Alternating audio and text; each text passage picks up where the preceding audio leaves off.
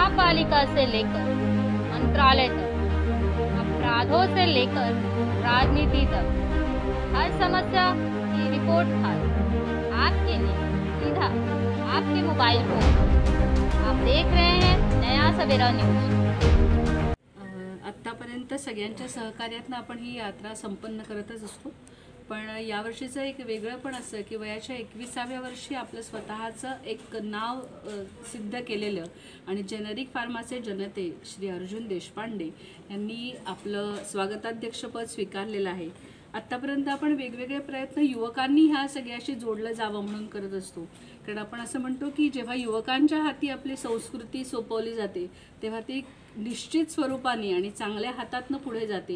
आणि त्यामुळे यावर्षीचे आमचे निमंत्रक आणि आमचे स्वागताध्यक्ष हे दोनही तरुण तडफदार नेतृत्व आहे आणि अशा नेतृत्वाच्या हातामध्ये आपली ही सगळी धुरा सोपवणं आणि त्यामुळे अशी खात्री आहे की त्यांच्या दोघांच्या माध्यमातून आपण शाळा कॉलेजेस आणि शिवाय ठाण्यातल्या वेगवेगळ्या ठिकाणाहून जिथे जिथे यूथ आहेत त्या यूथनं असं आवाहन करतोय की ही सगळी परंपरा आणि संस्कृती टिकवण्याचं काम आपण करणार आहात आणि त्यांचा आदर्श आणि त्यांचं उद्दिष्ट जे आहे की ह्या सगळ्यांनी ठाण्यामध्ये एकत्रित यावं आणि भव्य दिव्य अशी यात्रा करावी, त्या दृष्टीने आम्ही सगळ्यांना आवाहन करतो।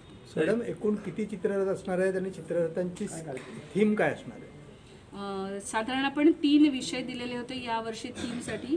एक श्रीराम, दुसरी होती की शिवराज्याभिषेकाचा 350व्या वर्षाची सांगता आणि राष्ट्रीय संत, अशा अनुषंगाने आपण थीम दिली होती आणि साधारण 55 ते 60 प्रत्यक्ष चित्ररथ आणि याशिवाय पायी चालणारे किंवा बॅनर्स घेऊन सोसायटींचा सहभाग असणाऱ्या जवळजवळ 15 ते 20 सोसायटी काही स्वरूपामध्ये या यात्रेमध्ये सहभागी होतील आणि काही जण प्रत्यक्ष आपल्या सदनिकेच्या बाहेर या आपल्या मार्गावरती नववर्ष स्वागत यात्रेचं स्वागत करण्यासाठी सिद्ध असतील। या मुख्य स्वागत यात्रेबरोबरच 14 उपयात्रा ज्या निघणार आहेत त्या कुठून कुठून निघणार आहेत आणि त्या कशा सहभागी होणार आहेत याच्यात? प्रत्यक्ष ह्या मुख्य यात्रेकडे त्या येणार नाहीत, त्यांच्या भागामध्ये या यात्रा काढल्या जाणार आहेत, ज्याच्यामध्ये ठाणे आहे, ऋतू पार्क आहे, घोडबंदर आहे, समतानगर आहे, लोढा अमारा आहे, कळवा आहे, या ठिकाणी वेगवेगळ्या प्रकारच्या यात्रा निघणार आहे। कोलशेत आहे, ब्रह्मांड स्पर्धेचं आयोजन करण्यात आलं आहे, काय वैशिष्ट्य? यावर्षी म्हणजे जशी आपण इथे मुख्य यात्रेमध्ये स्पर्धा घेतो तशाच स्पर्धा त्या यात्रांमध्येही होणार आहेत, ज्याच्यामध्ये वेशभूषा स्पर्धा आहे, रील्सची स्पर्धा आहे, सेल्फी विथ स्वागत यात्रा। सेल्फी विथ स्वागत यात्रा ह्या अशासाठी मी म्हणेन की त्या अनुषंगाने या सगळ्या युवकांचा किंवा प्रत्यक्ष यात्रेमध्ये सहभाग वाढतो आणि त्यामुळे आपल्याला रुचलेल्या आपल्याला भावलेल्या थीम बरोबर ती आवर्जून युवकांनी सेल्फी विथ स्वागत यात्रा हे काढावं आणि आपला सहभाग नोंदवावा। या स्वागत यात्रेसाठी मुख्यमंत्री तसेच इतर कोण कोण मान्यवर राहणार आहेत उपस्थित? ही संपूर्ण ठाण्याची यात्रा आहे आणि त्यामुळे जे ठाणेकर आहेत ते सगळे या यात्रेमध्ये आवर्जून स्वतःहून येतात, त्यामुळे निमंत्रणाची आत्तापर्यंतच्या परंपरेनुसार कधीही आम्हाला आवश्यकता वाटली नाही। आपली यात्रा समजून सगळे मान्यवर स्वतःहून येतात। तरी कोण कोण उपस्थित राहतील अशी अपेक्षा? सर, मी मगाशीच उल्लेख केला की आपल्याला थोडं नावं सांगणं कठीण आहे, कुठलाही पक्षविरहित आहे आपली ही सगळी यात्रा आणि त्यामुळे समस्त ठाणेकर आपले समजून येतात आणि त्यामुळे ते रांगोळी देखील आयोजित केलेली आहे, काय ते?